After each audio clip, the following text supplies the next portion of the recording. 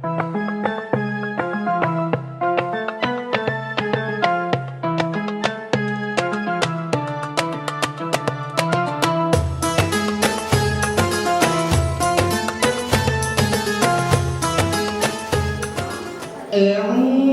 بالله من الشيطان الرجيم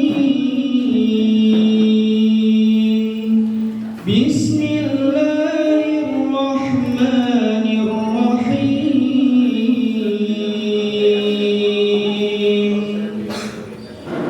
أقم الصلاة لدلوق الشمس إلى غسق الليل وقرآن الفجر إن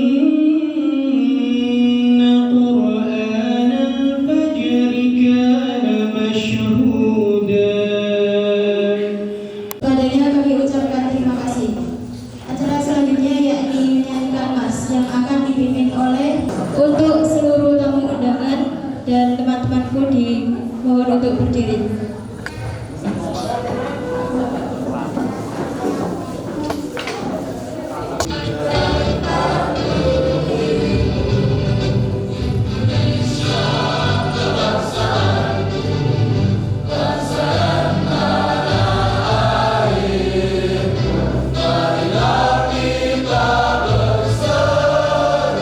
Indonesia bersatu, hiduplah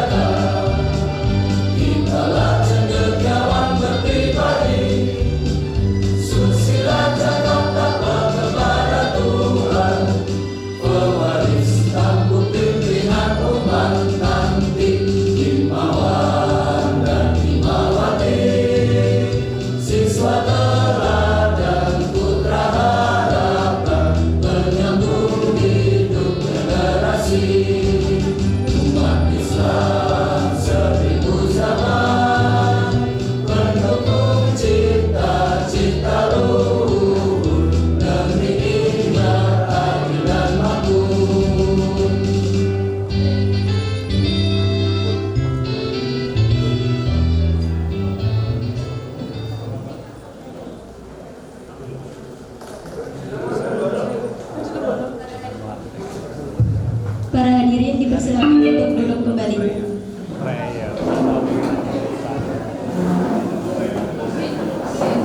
Acara selanjutnya yakni sambutan-sambutan. Sambutan yang pertama akan disampaikan oleh Ketua STIM Muhammadiyah Paciran. Kepada Ibu Izila Yanati kami persilakan.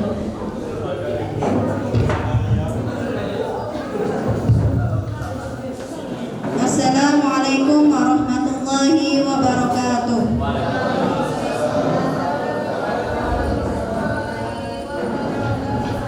Qul huwallahu ahad, Allahus samad, lam yalid wa lam yulad wa lam yakul lahu kufuwan ahad. Amin. Yang saya hormati Bapak Rifki selaku pemberi materi pada kajian Ramadan pada sore hari ini. Yang saya hormati Bapak Ibu pimpinan serta dosen dan karyawan Sekolah Tinggi Ilmu Tarbiyah Muhammadiyah Paciran, dan yang saya sayangi dan saya banggakan mahasiswa-mahasiswi Sekolah Tinggi Ilmu Tarbiyah Muhammadiyah Paciran. Pertama, tiada kata yang patut kita ucapkan selain puja dan puji syukur kita kehadirat Allah, karena berkat rahmat-Nya lah kita bisa bertemu dalam keadaan sehat walafiat pada sore hari ini. Kedua, salawat serta salam mudah-mudahan tetap tercurah atas junjungan kita Nabiullah Muhammad Rasulullah Sallallahu Alaihi Wasallam, karena berkat beliaulah kita bisa menikmati indahnya iman dan indahnya Islam. Ketiga, saya di sini tidak memberikan banyak kata, tetapi inilah momen di mana kita bertemu setelah sekian lama tidak berjumpa dalam perkuliahan. Kenapa? Karena pada saat Ramadan kita lebih memilih untuk meliburkan perkuliahan. Kenapa alasannya kok diliburkan? Karena konsentrasi menurun ketika isi perut menurun, ya. Konsentrasi menurun karena isi perut menurun, jadi kerja otaknya juga menurun. Tapi ketika terlalu banyak makanan di dalam perut, maka kinerja otak juga menurun. Jadi gimana sebaiknya? Maka sebaiknya adalah tidak banyak atau tidak berlebihan. Kemudian yang kedua, dalam rangka bulan Ramadan ini itu adalah pembelajaran habit, pembelajaran karakter, pembelajaran kebiasaan. Kenapa? Dalam sebuah penelitian, saya tidak banyak memberikan hadis, karena saya tidak terlalu menguasai hadis. Jadi saya berbicara tentang penelitian saja, ya. Jadi berdasarkan penelitian, untuk perubahan habit, perubahan karakter itu minimal terjadi, perubahan habit manusia dalam penelitian itu terjadi minimal itu dilakukan secara terus-menerus selama 21 hari minimal. Maka kita diberikan habit selama 30 hari oleh Allah Subhanahu wa taala dalam sesi bulan Ramadan. Dalam sesi bulan Ramadan itu membuat kita merubah habit kita, merubah kebiasaan kita dari yang tadinya amburadul menjadi habit yang terdisiplinkan. Mau gak mau jam 3 harus bangun untuk sahur. Mau gak mau dalam waktu sekian jam tidak makan dan tidak minum. Maka proses habit itu yang menjadikan kita perubahan karakter. Karena berdasarkan penelitian, ini bukan saya yang ngomong, tapi penelitian yang ngomong minimal adalah 21 hari. Maka Ramadan ini adalah dalam rangka perubahan habit kita, membuat kita manajemen waktu, atau membuat manajemen waktu, manajemen diri, supaya apa? Pengaturan dalam hidup kita itu semakin cepat. Jangan seperti air mengalir. Iya, kalau air mengalirnya itu lancar, kalau ada batunya berarti nanti berhenti di tengah jalan. Maka saya harapkan para mahasiswa-mahasiswi ketika tidak masuk kuliah, tapi dalam rangka bulan Ramadan itu mampu mengupgrade dirinya menjadi habit yang baru, habit yang mampu memanajemen waktu, memanajemen uang, memanajemen diri dan segalanya, supaya semuanya tertata bagus dan tertata rapi. Khususnya pada mahasiswa-mahasiswi tingkat akhir. Kenapa? Karena manajemen dirinya ada pada dirinya sendiri. Dosennya sekarang mau bimbingan, mau lulus saudara. Maka manajemen waktu itu yang menjadi pencut atau cambuk kita untuk memperbaiki diri. Dan dalam rangka sore hari ini, maka yang pertama adalah tujuannya untuk bersilaturahmi setelah sekian lama kita tidak ketemu. Yang kedua, sebagai charger bahwa kita itu butuh ilmu non formal. Jadi orang berilmu itu tidak akan pernah merasa puas atau tidak pernah merasa hilang dahaga ilmunya kalau meskipun dia ditambahi ilmu terus. Tapi kalau dia tidak merasa berilmu, maka itu adalah ilmu yang belum ada apa-apanya, maka dia sudah merasa cukup dengan ilmu itu. Maka dalam kesempatan sore hari ini, dalam rangka bersilaturahmi, saya ucapkan banyak terima kasih kepada Bapak Ibu dosen dan juga Pak Rifki yang telah hadir dalam kesempatan sore hari ini, dan kepada mahasiswa-mahasiswi kita bisa bertatap muka pada sore hari ini.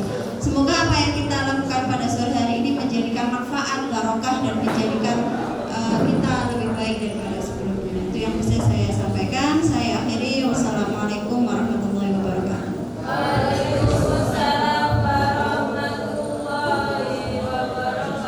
Kepada Bu Izila Yunati kami ucapkan banyak terima kasih. Sambutan yang kedua yakni dari Ketua Umum IMM STIT kepada Imam Al-Maluddin Al-Komisi, kami persilakan.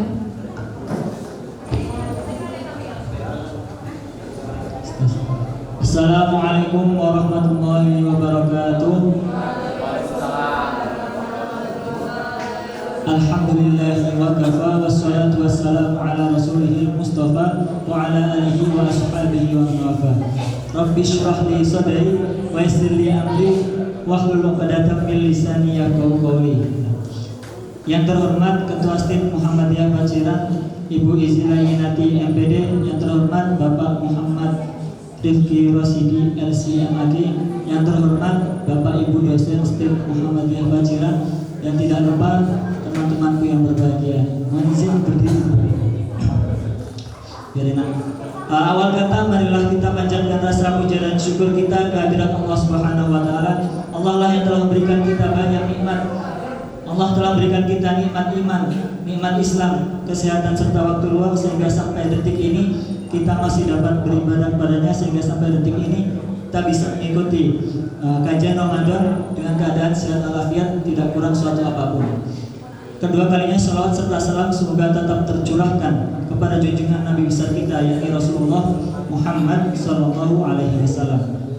Beliau adalah sang uswatun hasanah, suri teladan bagi manusia yang telah menunjukkan dari jalan kebodohan, dari jalan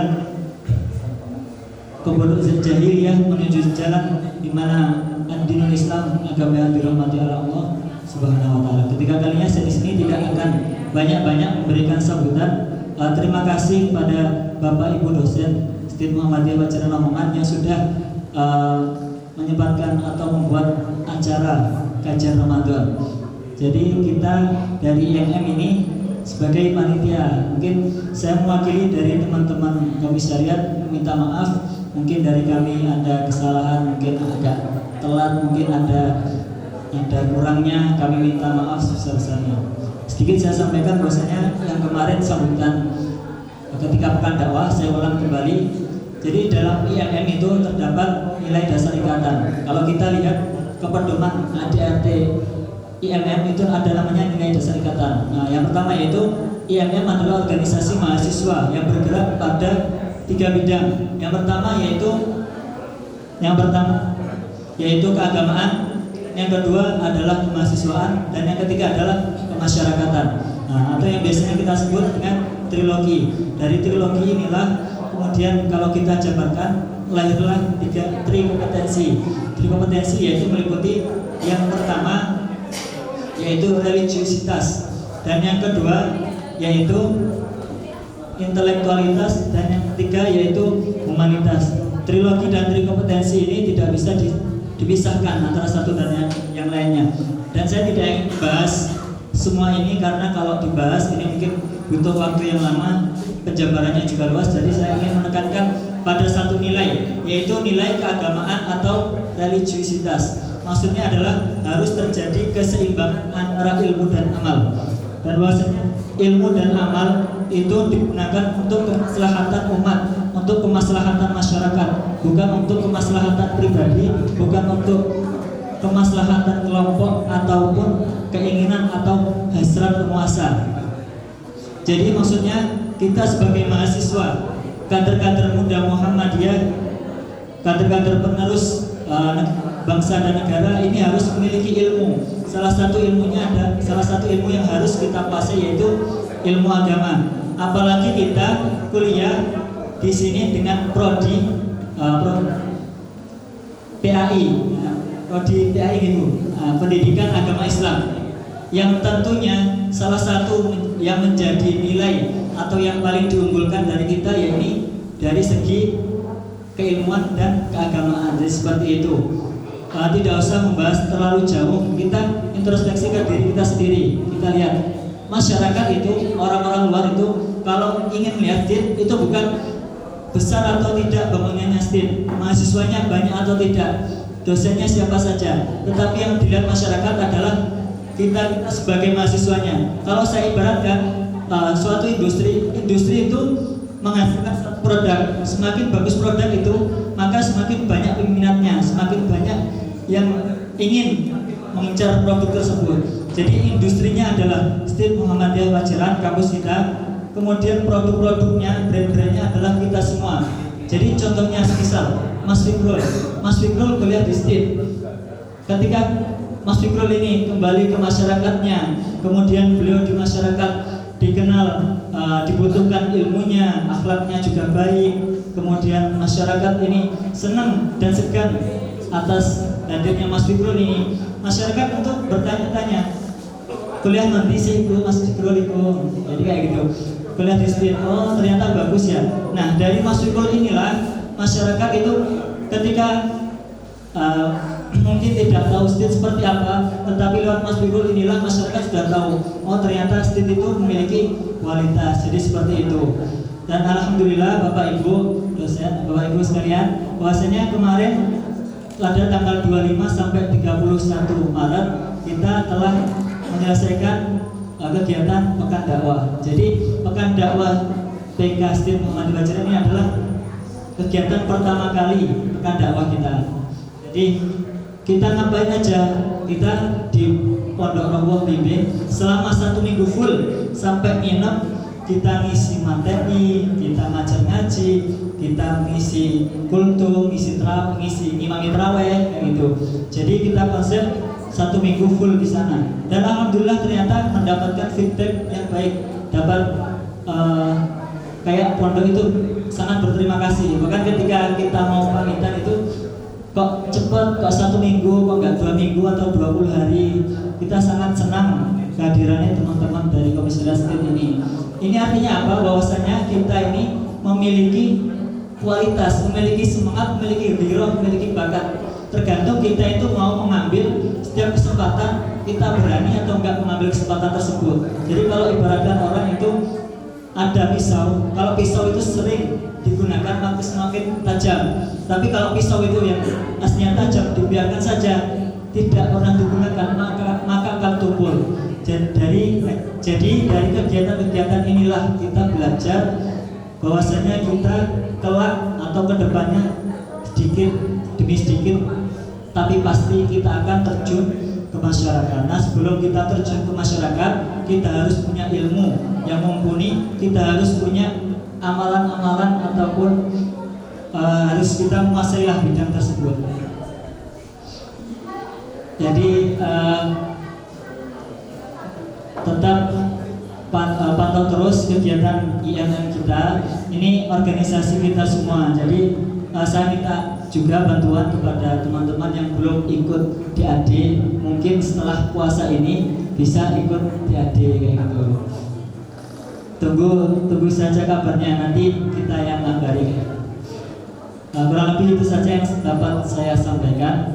Billahi taufiq wal hidayah, waridho wal inayah. Nuhun wal qalami wa ma yasturun. Fastaghfirul khairat. Wassalam. Wassalamualaikum warahmatullahi wabarakatuh. Padanya kami ucapkan terima kasih. Acara yang selanjutnya yaitu kajian Ramadan yang bertemakan meraih cintanya dalam pendekapan Ramadan. Nah, bagaimana sih cara kita untuk Allah pada bulan Ramadan. Oleh karena itu, mari kita simak bersama-sama penjelasan dari guru kita Ustadz Rifki Rosidi. Padanya kami persilakan. Bismillahirrahmanirrahim. Assalamualaikum warahmatullahi wabarakatuh. Alhamdulillah, wassalatu wassalamu ala Rasulillah wa ala alihi wa ashabihi wa man ittaba'ahu. Amma ba'd. Padahal dosen tafsirnya tidak pernah masuk, tapi mahasiswanya luar biasa. Dan ini yang kemudian diajarkan oleh Ramadan, bahwa Ramadan itu membangun kepercayaan diri. Kenapa ayatnya itu dimulai dengan ya ayyuhalladzina amanu? Karena Allah itu memberitahu kita bahwa puasa itu berat. Seberat apapun pekerjaan, kalau kita yakin dengan potensi kita, maka kita akan mampu untuk mengalahkan dan mengendalikan kekuatan yang berat itu. Seberat apapun pekerjaan, kalau dilakukan dengan yakin, maka akan menjadi mudah. Ini pelajaran pertama sekali yang kemudian bisa kita ambil dari surat Al-Baqarah 183. Yang kedua, yang kemudian perlu kita ambil, ada satu riwayat dari Ibnu Abbas. Nanti kita praktekkan ke dunia pendidikan kita. Nabi itu adalah manusia yang paling baik. Karena ajwadan nas. Karena ajwadan nas. Ajwad itu dalam bahasa Arab dari kata-kata jud, jawad, itu orang yang biasa memberi tanpa diminta dan tanpa minta kembalian. Ada jawad, ada karim. Kalau jawad itu sudah masuk dalam karim. Karim itu memberi tanpa minta imbal. Tapi kalau jawad atau ajwad itu memberi sebelum diminta, dan ketika memberi tidak minta imbal. Rasulullah seperti itu diriwayatkan oleh para sahabat. Tetapi wa kana ajwada ma yakunu fi Ramadan, lebih baiknya lagi itu di bulan Ramadan. Tambah baik lagi ibadahnya, sedekahnya, kualitas sholatnya, dan begitu selanjutnya. Ya, ternyata tambah baiknya Nabi di bulan Ramadan itu ada yang kita sebut dengan persiapan atau penyiapan, ada yang kita sebut dengan pengkondisian. Ada persiapan, ada pengkondisian. Kita tidak mungkin bisa melakukan sebuah pekerjaan dengan maksimal dan baik kalau kita tidak siapkan dan kita tidak kondisikan. Nah, bagaimana persiapan Nabi? Pertama, jadi kita sebelum bulan Ramadan itu kita mengenal ada bulan Rajab dan ada bulan Syawal. Yang kita hampir setiap datang bulan Rajab itu ribut, ada enggak puasa Rajab? Bid'ah atau enggak puasa Rajab itu? Ada Syaban, isu Syaban kita juga ribut, terutama yang Muhammadiyah. Tapi sebenarnya falsafah Nabi memperbanyak puasa di bulan Rajab dan Nabi memperbanyak ibadah di bulan Syawal itu sebenarnya dijadikan sebagai persiapan untuk bisa maksimal ibadah di bulan Ramadan. Tidak ada istilah puasa Rajab, itu tidak ada dalam hadis manapun, tidak ada. Tidak ada kemudian Nabi mengkhususkan Syaban untuk nisfu Sya'ban tidak ada. Tapi kalau kemudian kita kaji utuh riwayat ini, maka sebenarnya itu mengajarkan kita kalau kita ingin maksimal di bulan Ramadan, maka harus ada persiapan dan penyiapan diri. Nah, kita juga demikian. Belajar misalnya ilmu yang dihasilkan dari SKS, sistem kebut semalam, besok ujian malamnya baru belajar, maka ilmu itu akan hilang setelah ujian selesai. Nah, maka perlu ada persiapan.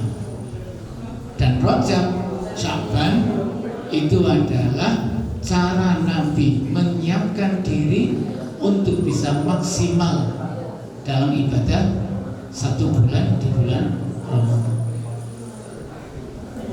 Maka kalau tadi 21 hari, nanti dibaca ada buku 9 Golden Habit.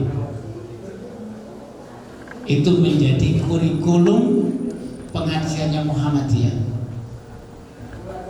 Jadi sistemnya sistem multi level. Jadi kalau mahasiswa ini sekian ratus, maka setiap mahasiswa harus punya 10 anggota untuk dikaji pengajian. Nah, nanti bisa dilakukan di state ini. Setiap mahasiswa harus punya anak buah ngaji 10.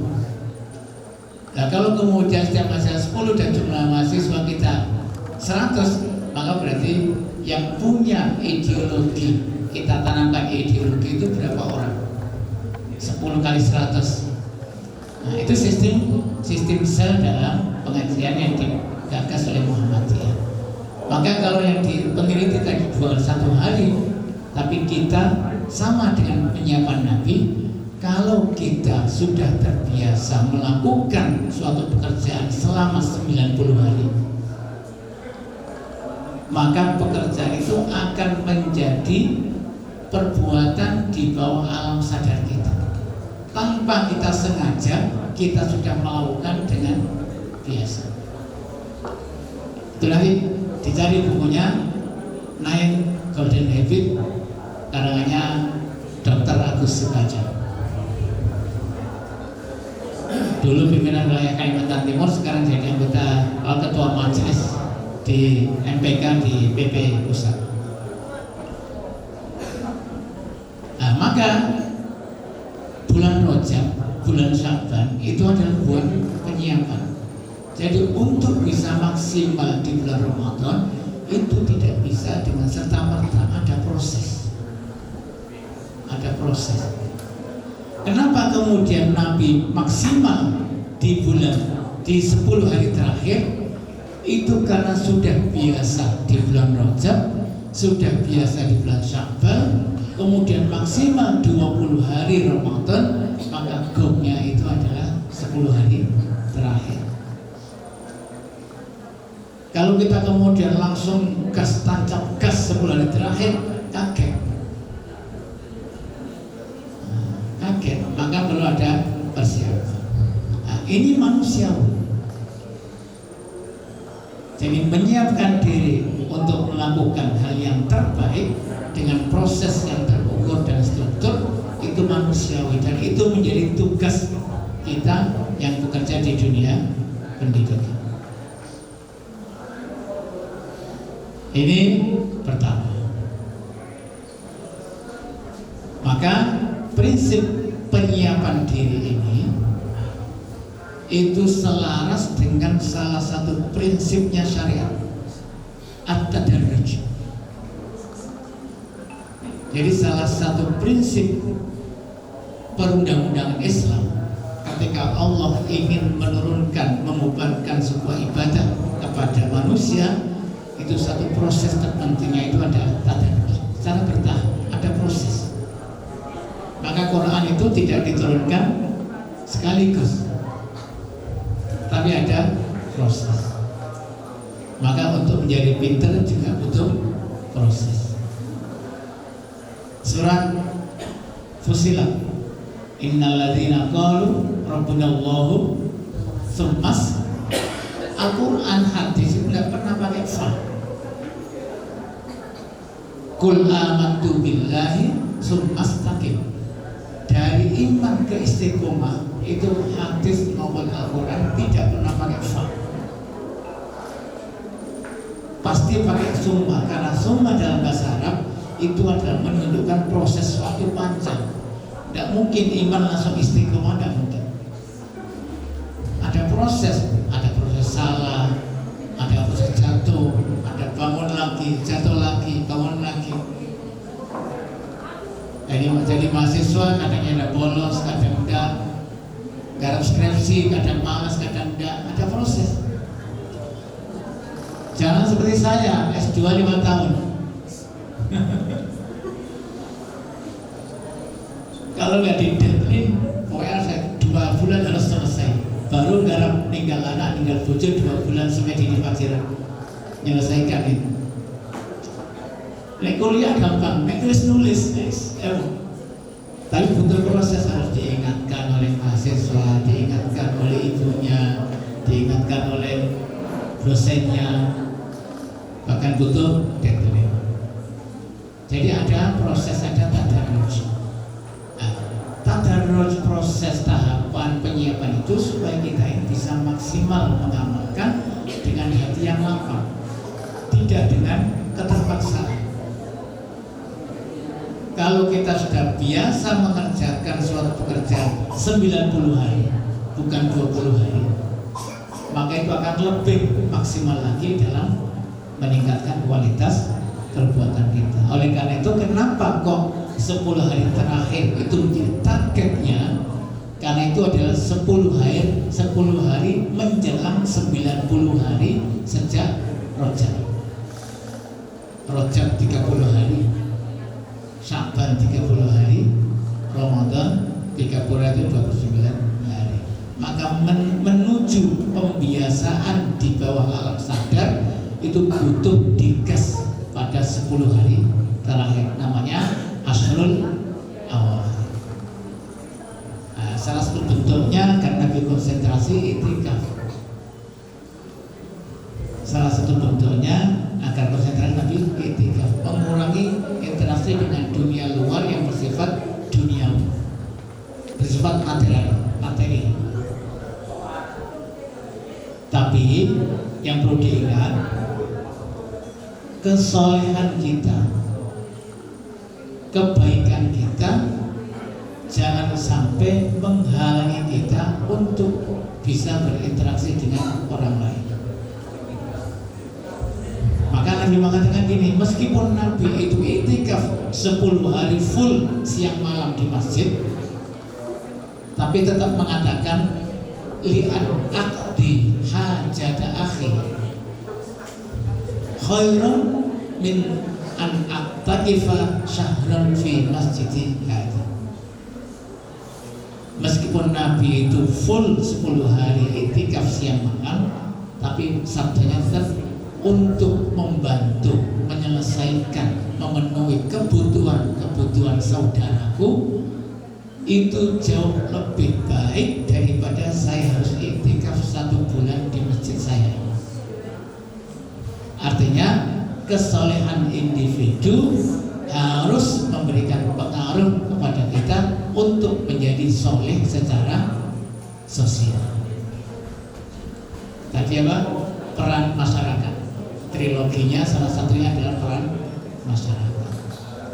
Kalau kemudian kita rujuk ke ayat yang terkait dengan mahasiswa, dengan siswa, dengan santri, orang-orang yang terkait dengan ilmu agama, maka kita bisa merujuk ke surat At-Taubah ayat 122. At-Taubah 122. Ketika kita sudah punya ilmu, itu kan kesalehan individu, tafaqquh fiddin. Maka tugas berikutnya adalah liyunziru qaumahum, peran sosial. Harus punya kontribusi mencerahkan masyarakatnya. Jangan ingin masuk surga sendiri, ajak masyarakatnya untuk masuk surga. Ini kalau kemudian kita kuatkan lagi dengan ayat, Maka Umar mengatakan gini, ini pentingnya kita beramal ma'ruf nahi munkar, mengajak orang lain berbuat baik. Ada dua pengaman. Ini menurut Umar bin Khattab, di dunia ini selama masih ada dua-duanya ini, maka insya Allah Allah tidak akan pernah menurunkan cobaan yang membinasakan manusia. Selama masih ada dua unsur ini, maka Allah tidak akan menurunkan azabnya yang bisa membinasakan manusia. Pertama, kalau Nabi masih ada. Wa ma kana Allahu liyu'adzibahum wa anta fihi. Selama Nabi masih ada, maka Allah tidak akan mengazab sebuah kaum, memberikan bencana yang membinasakan kaum itu. Tapi kata Umar, ini sudah tidak ada, tinggal satu.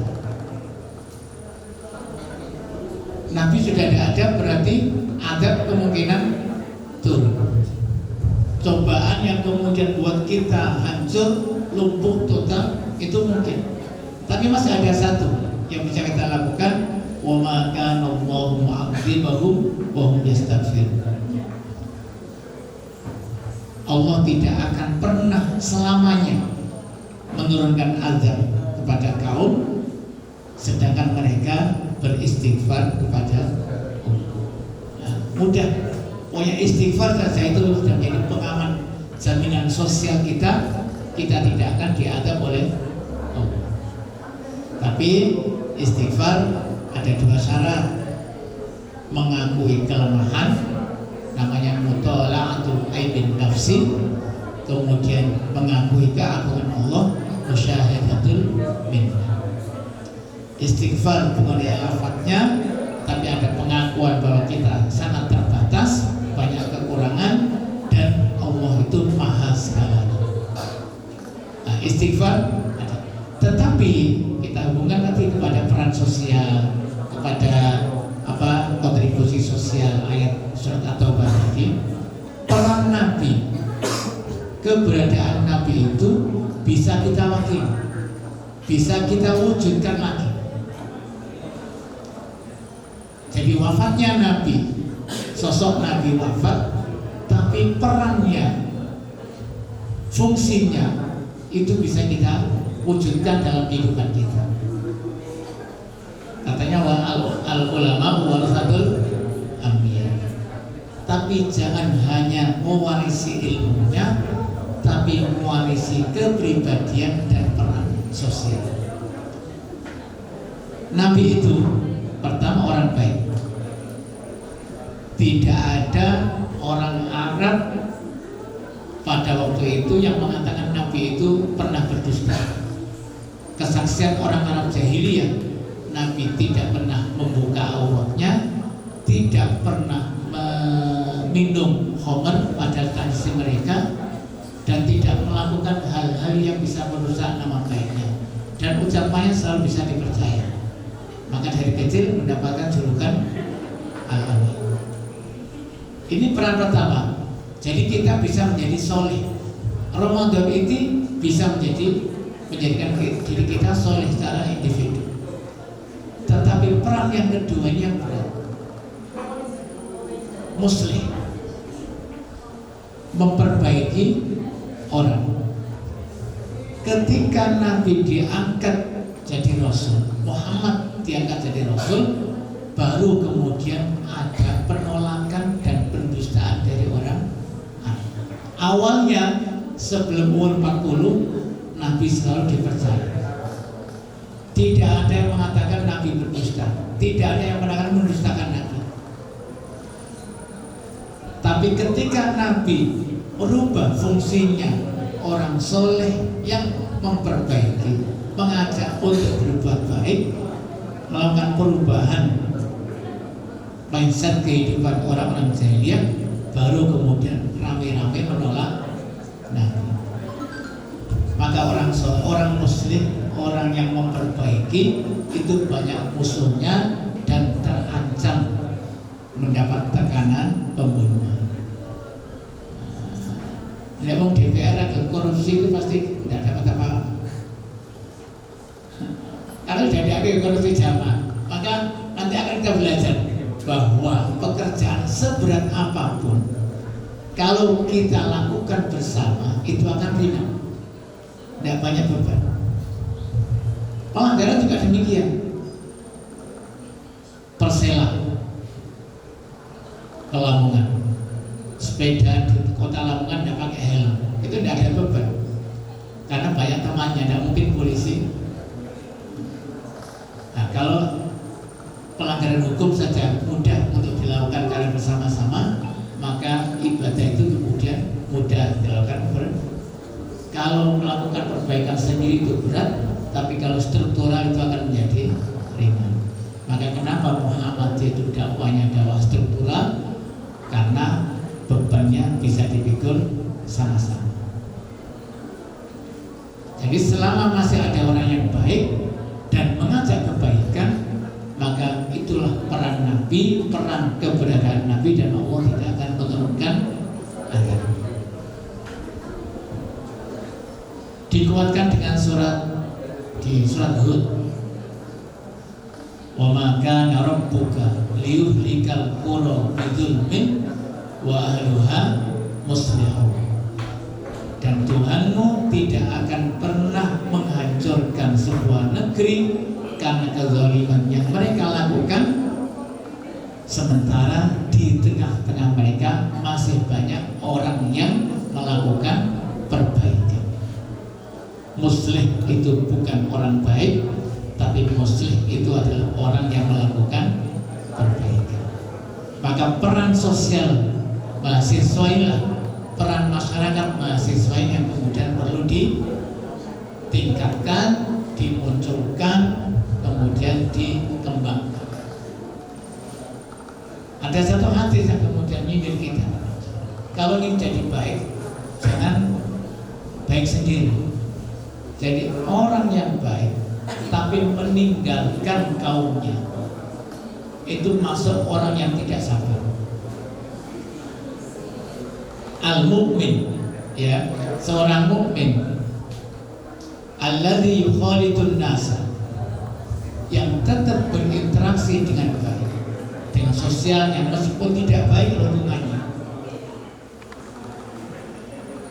Al-mu'min, orang mukmin alladzi yukhalidun nasa, yang tetap berinteraksi dengan komunitasnya, wa yasbir ala adab, dan kuat menahan perilaku yang tidak baik di sekitarnya, itu khairun, itu jauh lebih baik daripada al-mu'min, seorang mukmin alladzi la yukhalidun nasa, yang menyendiri, tidak mau bergaul dengan masyarakat, tapi tidak sabar, menjelekkan terus.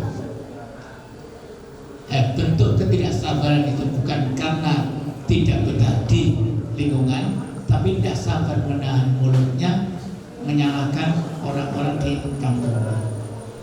Maka untuk jadi orang baik, jangan suka menyalahkan orang lain, tapi tetap berinteraksi dengan lingkungan kita yang kita anggap jelek, dan memproses kontribusi untuk memperbaiki masyarakat kita. Dan itu adalah peran masyarakat, mencerdaskan bangsa yang semacam itu.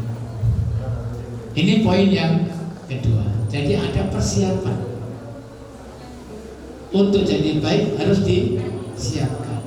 Nah, insya Allah STIT ini juga menyiapkan mahasiswa yang taat banting. Jadi salah satu manfaat STIT itu adalah hampir kepala-kepala sekolah, guru-guru yang ada di lingkungan Paciran ini mayoritasnya lulusan STIT. Bahkan di Cendoro saja kepala sekolah madrasah NU itu lulusan STIT. Iya, dan yang memberi nama Hidayatus Simyan itu adalah KKN STIT. Jadi madrasah NU di Cendoro itu namanya Hidayatus Simyan. Dan yang memberi nama Hidayatus Simyan itu KKN STIT. Ketika STIT, KKN desa. Artinya perannya STIT luar biasa, meskipun ya dianggap orang kok cuma sakdung. Tapi perannya luar biasa. Ini yang pertama, persiapan. Jadi unsur pertama. Yang kedua itu ada pengkondisian. Jadi untuk bisa berbuat baik itu harus dikondisikan. Terkait dengan Ramadan. Ramadan itu waktu di mana Allah sudah mengkondisikan Ramadan bagi umat Islam untuk mudah melakukan kebaikan. Allah sendiri yang mengkondisikan. Apa bentuk pengkondisiannya? Dijamin tidak ada gangguan setan. Harus percaya bahwa setan ditarik. Kalau bahasa wayang itu kan di pondok tangane, kerincung sikile, tak lebokne pakunjaran, itu kan bahasa wayang. Nah, setan di Ramadan seperti itu, dihalangi dari mengganggu manusia. Sufidat asyayat. Energi negatif diminimalisir. Aura-aura panas dan neraka itu ditutup karena pintunya ditutup. Sementara energi positif dikembangkan, pintu surga dibuka. Artinya Allah sendiri yang mengkondisikan Ramadan mudah, mempermudah kita untuk berbuat baik. Kalau masih ada yang tidak berbuat baik, jangan salahkan setan. Tapi kelemahan kita tidak mampu meramu potensi yang ada dalam diri kita. Tapi kalau pakai bahasanya Pak AR itu gini, wong setan dibunggu saja bisa terganggu, apa ini diculno. Itu bahasa Pak AR. Dan harus kita yakini ini hal gaib yang harus diimani oleh umat Islam, bahwa Allah menjamin, benar-benar menjamin bulan Ramadan menjadi bulan yang mudah bagi kita untuk melakukan kebaikan-kebaikan. Kalau Allah sudah melakukan pengkondisian, maka kita juga harus respon, ambil peran aktif untuk mengkondisikan diri kita supaya mudah berbuat baik. Itu dilakukan Nabi. Bisa kita contoh dari perilaku Nabi. Wa kana ajwada ma yakunu fi Ramadan hina yalqahu Jibril yatadarasul Qur'an. Jadi ketika Allah itu sudah mengkondisikan Ramadan, maka kita harus mengkondisikan diri. Keteladanan Nabi mengkondisikan dirinya dengan menciptakan lingkungan yang baik untuk diri, dengan memilih sahabat yang baik. Nah, Jibril dipilih oleh Rasulullah. Ini bukan karena Nabi, bukan karena malaikat, tapi ini adalah sikap keteladanan. Ramadan harus banyak kumpul-kumpul dengan orang soleh. Ramadan harus banyak kumpul dengan orang soleh, orang baik. Ketika Nabi kumpul dengan Jibril, sering bertemu Jibril, maka pengaruh positif dari Jibril itu mengalir kepada Nabi Muhammad dan mempengaruhi kualitas lebih baik lagi. Wa kana ajwada ma yakun. Nabi lebih baik lagi ketika sering secara berkala ketemu dengan Jibril. Idza kunta fi qaumin fasahib khiyaruhum. Kalau kamu berada dalam satu komunitas, maka bertemanlah dengan orang-orang yang baik. Fala tashabil aqdan, jangan berteman orang-orang yang punya pria tidak baik. Fatar dalam akhlak, maka kamu akan turun dan jatuh bersama orang-orang yang tidak punya akhlak. Karena su'ul khuluqi yu'ti, akhlak yang jelek itu akan menular. Maka nanti supaya tetap terjaga kepribadiannya, berteman dengan orang yang soleh. Maka lingkungan akan mempengaruhi kepribadian seseorang. Kalau kemudian ini kita bawa kepada hadis tentang fitrah, maka akan selaras. Anak dilahirkan itu dalam keadaan fitrah. Ini yang sering saya singgung ketika saya masuk pertama kali di kuliah tarbiyah. Setiap hari pertama saya mengajar, saya angkat hadis ini. Fitrah. Jadi hadis fitrah ini bertentangan dengan teori tabula rasa. Siapa yang ngajar teori pendidikan? Hadis tentang fitrah, kullu mauludin yuladu ala fitrah, itu bertentangan dengan teori tabula rasa. Karena teori tabula rasa itu meyakini hati manusia tidak ada coretannya, putih kosong hampa. Tetapi fitrah itu menegaskan ada coretan Islamnya. Ya, jadi meskipun ada teori tabula rasa, tetap harus didengarkan hadis tentang fitrah. Setiap manusia dilahirkan dalam keadaan sudah tercoret Islam. Yang merubah orientasi ideologinya, orientasi teologinya itu adalah lingkungan. Dan lingkungan yang paling berperan adalah orang tuanya. Fa'abawahu yuhawidanihi aw yunassiranihi aw yumajjisani. Tidak ada peran orang tua mengislamkan, karena sudah ada coretan Islam.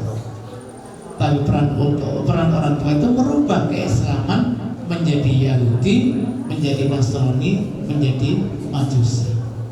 Tidak ada peran orang tua mengislamkan, tapi perannya menjaga.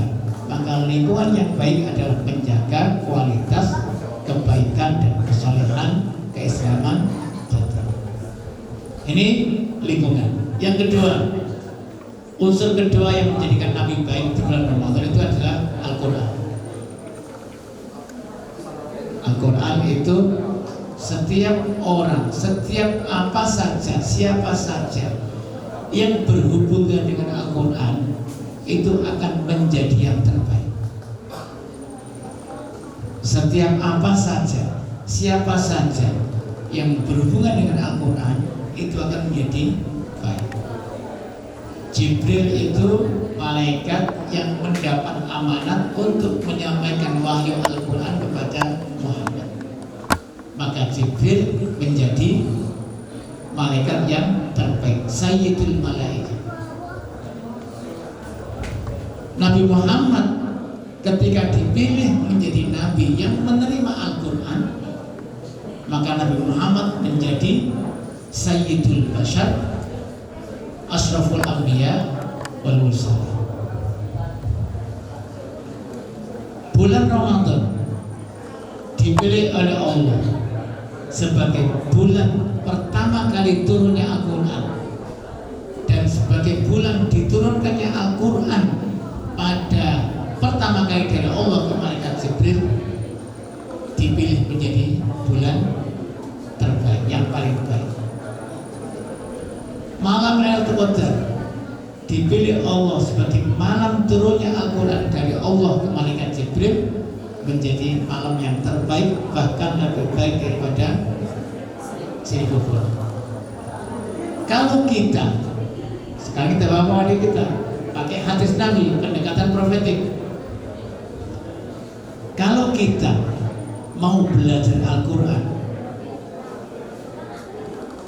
setelah belajar kemudian mengajarkan Al-Quran, maka masuk dalam kategori khairukum man ta'allama al-Qur'ana wa 'allama. Apa saja, siapa saja yang berhubungan dengan Al-Quran pasti akan menjadi orang terbaik. Maka di samping penyiapan diri, persiapan proses panjang, harus ada pengkondisian. baik itu dikondisikan oleh orang lain atau dikondisikan oleh kita sendiri. Nah, kalau kemudian kita berupaya semaksimal mungkin ini, maka tema yang diberikan oleh kita semuanya akan tercapai, menjadi orang-orang yang dicintai oleh Allah Subhanahu wa Ta'ala. Menjadi orang baik bukan menghalangi untuk tetap baik pada orang lain. Itu terpenting. Khairun nasi anfa'uhum linnas. Jangan menjadi baik, merasa baik dengan sholat kita kalau kita tidak baik kepada orang lain. Mudah-mudahan ada manfaatnya. Assalamualaikum warahmatullahi wabarakatuh.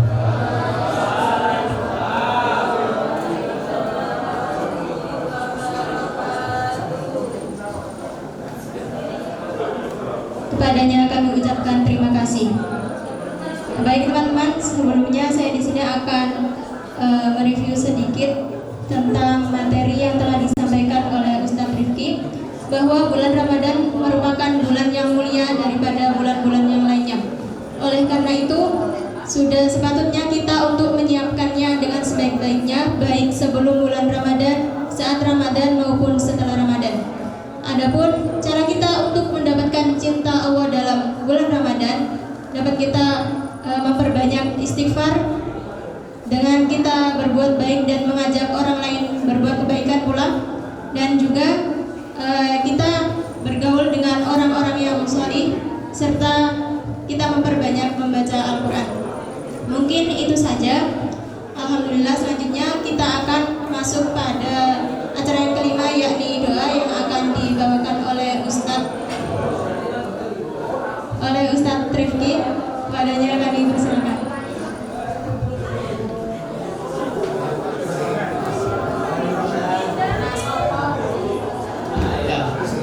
Kiai Sungkari, Kiai Wahyudi, Bunyai.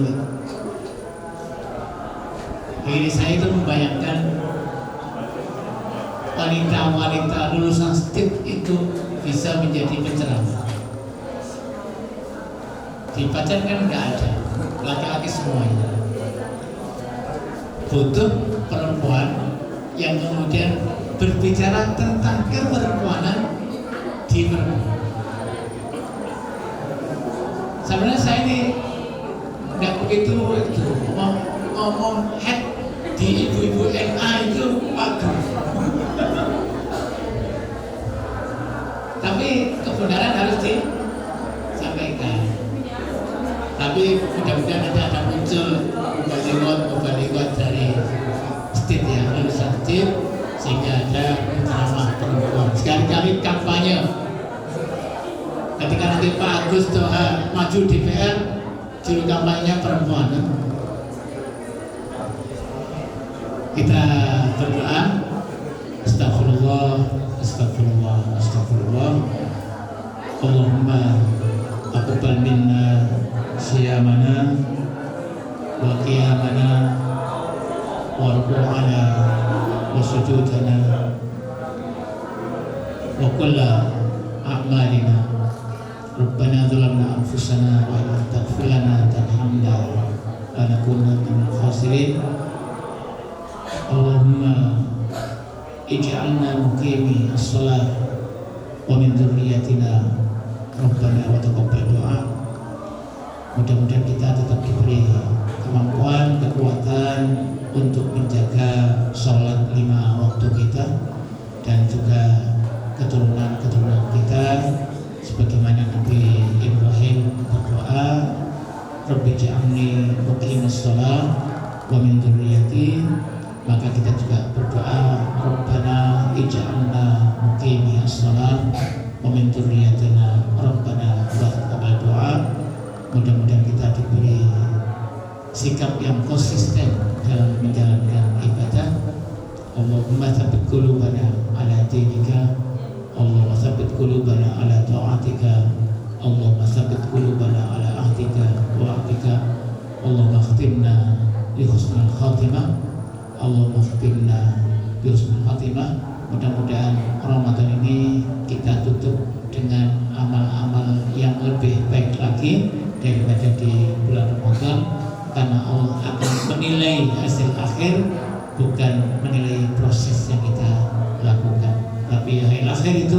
bisa kita tentukan dengan proses-proses yang kita lakukan selama ini. Mudah-mudahan kita komitmen, kita konsisten, diberi istiqomah untuk menjalankan perintah-perintah Allah Subhanahu wa taala. Rabbana atina fid dunya hasanah wa fil akhirati hasanah wa qina adzabannar. Wa sallallahu ala Muhammadin wa ala alihi washabbihi wasallam. Wa akhiru da'wana anil hamdulillahirabbil alamin. Assalamualaikum warahmatullahi wabarakatuh.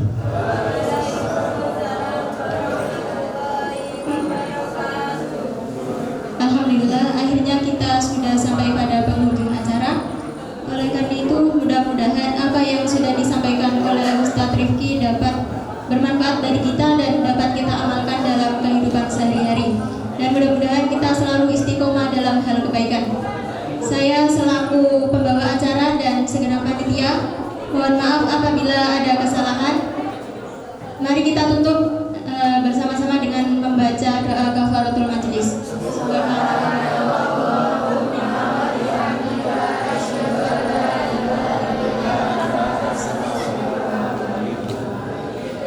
Billahi fisabilillah. Fastabiqul khairat. Wassalamualaikum warahmatullahi wabarakatuh.